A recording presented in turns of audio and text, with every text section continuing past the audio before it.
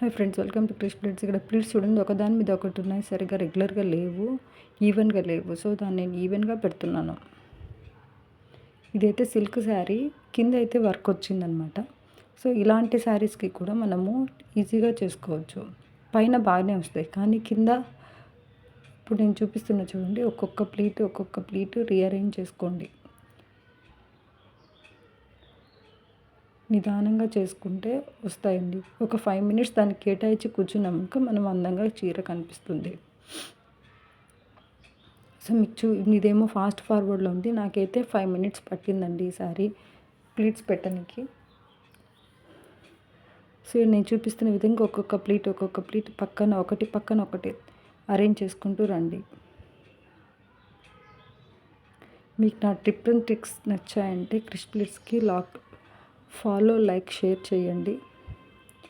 నేను ఉండేదైతే నంద్యాల గాంధీ చౌక్. మీకు కూడా ఇలాంటి సర్వీసెస్ కావాలి